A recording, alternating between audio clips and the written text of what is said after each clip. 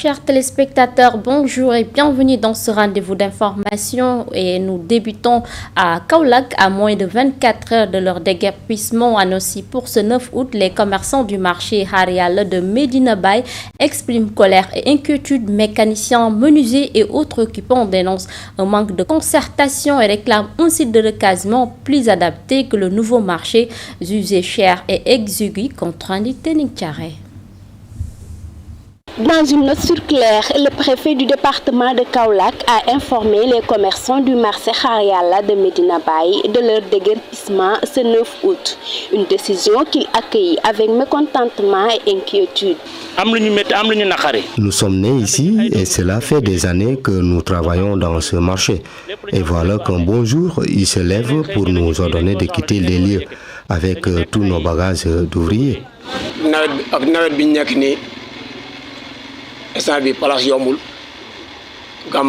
Ce n'est pas facile de trouver un local en ce moment, surtout en pleine saison des pluies. Et si je dois quitter cet endroit, il faudra que j'achète tout le matériel nécessaire, ce qui est très difficile en ces temps de crise. Ils nous ont demandé de nous déplacer, sans au préalable nous avoir donné un endroit où nous recaser. Avec tout ce que j'ai comme bagage, vraiment c'est devenu compliqué. Et mon mari et moi, depuis des nuits, nous n'arrivons pas à dormir. Il est vraiment malade. Plus impactés, menuisiers, mécaniciens et autres occupants des lieux alertent et interpellent les autorités compétentes sur leur situation. On est des jeunes et employeurs. En plus, si on ne nous aide pas, on devrait nous laisser avec le peu qu'on a. Sur ce, nous interpellons le calife. Moi, je dispose ici de 6 mètres carrés. Je ne peux pas déménager là-bas. Il exige ainsi un autre site de recasement différent du nouveau marché dont les cantines sont jugées trop chères et étroites. On ne peut pas déménager dans ce marché avec nos bagages. Même le délégué du marché nous l'a dit. Il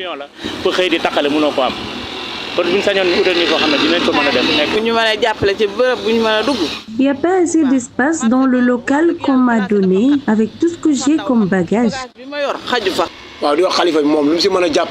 Nous demandons au calife de nous aider, qu'on ne nous abandonne pas. Ces commerçants et autres occupants du marché Hariala de Kaolack dénoncent un manque de communication quant aux raisons de leur déguerpissement, même si dans la dite note, le préfet a expliqué que ceci est dû aux préparatifs du Gamou international de Medina Baye. Tening-Tiaré, pendant ce temps, la commune de Diourbel a également mené une opération de déguerpissement sur la place Ndiobertaï, une artère située en plein cœur du marché central.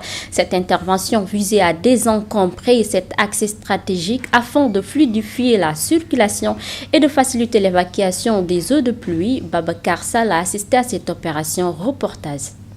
La commune de Diourbel a mené une opération de déguerpissement sur la place Ndiobertaï, une artère située en plein cœur du marché central. L'intervention menée dès les premières heures de la matinée avait pour objectif de désencombrer cet axe stratégique afin de fluidifier la circulation et de faciliter l'évacuation des eaux de pluie. Nous avons pu quand même tracer l'essentiel qui consistait à l'enlèvement des débordements hors seulement. Raison pour laquelle aujourd'hui, on a mobilisé toute l'équipe du service technique communal avec la sécurité de Aaron Diagne pour que le travail soit bien fait dans l'accès Serigne Cheikh Mbacké. Instauré pour prévenir les risques d'inondation durant la saison hivernale, la mesure n'a cependant pas fait l'unanimité, suscitant la grogne de nombreux commerçants, notamment des vendeurs à la sauvette. Ce sont des pratiques courantes. Après tout, on ne fait pas d'omelette sans casser des œufs. Nous avons bien compris. C'est naturel, nous comprendre. La mairie ne s'est pas contentée de déguerpir l'axe portant le nom de Serigne Cheikh Mbacké. Une opération de nettoiement a ensuite été menée afin de rendre la rue plus propre. Après l'opération d'enlèvement, d'essayement, nous avons pu quand même procéder à l'opération de nettoiement simultanément. Après avoir nettoyé, on a fait appel à la pelle mécanique pour désensabler la route, pour faciliter la fluidité des eaux de pluie dans cette route-là, qui est une route qui vraiment chaque année nous donne des problèmes d'inondation. En somme, cette opération de déguerpissement suivie d'un nettoiement s'inscrit dans une dynamique de réaménagement urbain initiée par la mairie. Si elle vise à améliorer le cadre de vie en cette période hivernale, son impact réel sur les habitudes des riverains et des commerçants reste à observer dans les semaines à venir. Retour à Dakar, devenu un véritable casse-tête pour les usagers. La route de Talibou-Bès n'a plus de rien de neuf. De Buntu-Pikine au terminus en passant par Sandika, les nids de poules se multiplient, compliquant la vie des conducteurs et des passagers qui redoutent le pire à l'approche de l'hivernage. Le point est dans ce reportage de Jenab Oumarso. Les images parlent d'elles-mêmes. Emprunter cette route est devenu un véritable parcours du combattant. Autrefois baptisée Talibou-Bès, qui veut dire la nouvelle route. Elle ne mérite plus son nom. À y voir de près. On l'appelle maintenant Talibou-Maguette. Elle n'a plus rien d'une route neuve. On ne peut plus la nommer Talibou-Bès.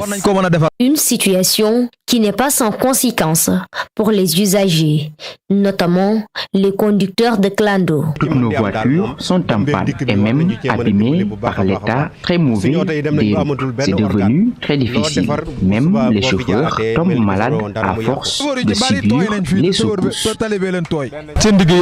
Et cela risque de se dégrader davantage avec l'arrivée de la saison des pluies. Avec l'hivernage, la situation risque de s'aggraver. L'eau va stagner et on sait tous que les clandos ne peuvent pas circuler dans ces conditions.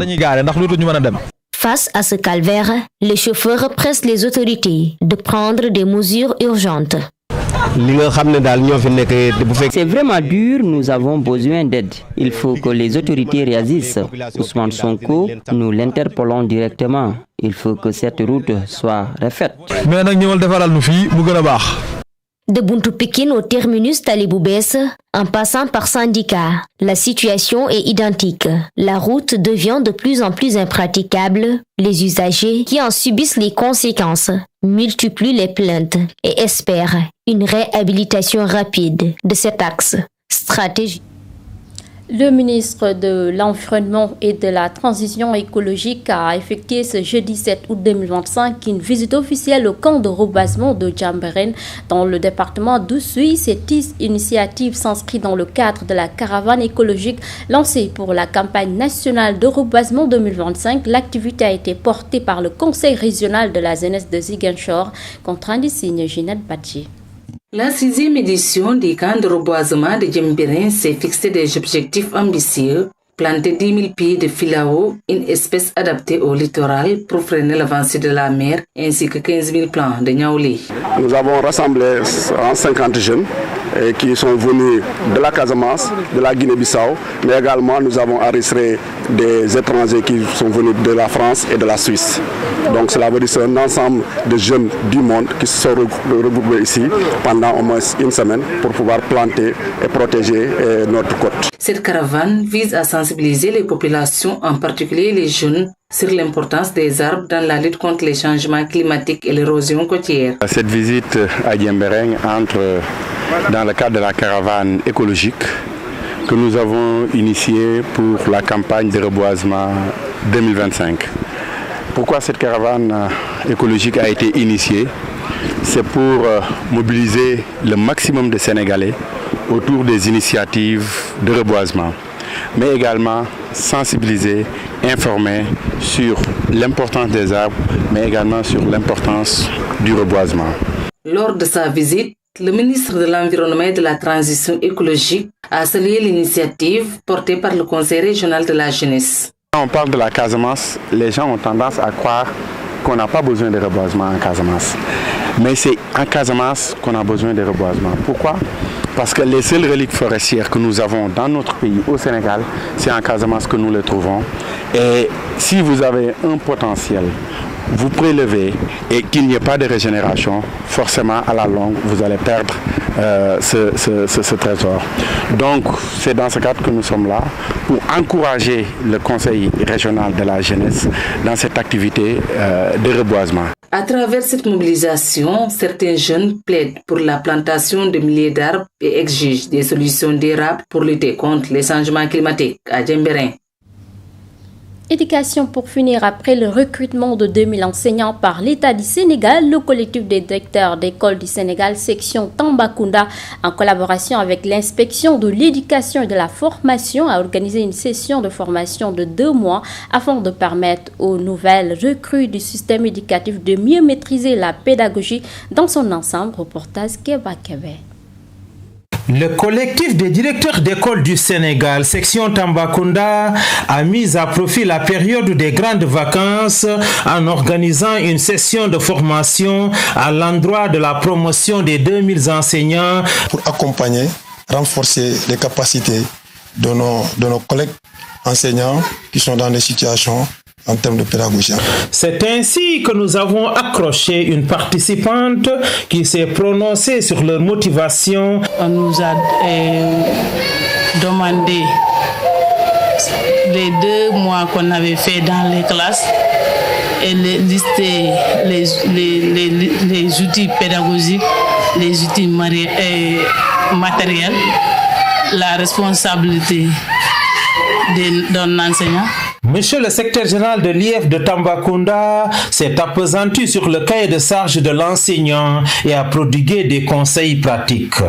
Pour leur demander chacun à la lumière des connaissances qu'il a et des informations qu'il a reçues au cours de ces 2 mois, de lister les outils pour gérer la classe, mais aussi de déterminer les fonctions liées à la fonction enseignante. Les nouveaux enseignants ont la chance d'être bien encadrés et capacités par le collectif des directeurs d'école du Sénégal. Il faut aussi reconnaître que cette belle initiative de la section de Tambacounda doit être démultipliée dans les autres IEF du Sénégal. Et c'est le moment pour le ministère de l'Éducation nationale d'en faire une priorité.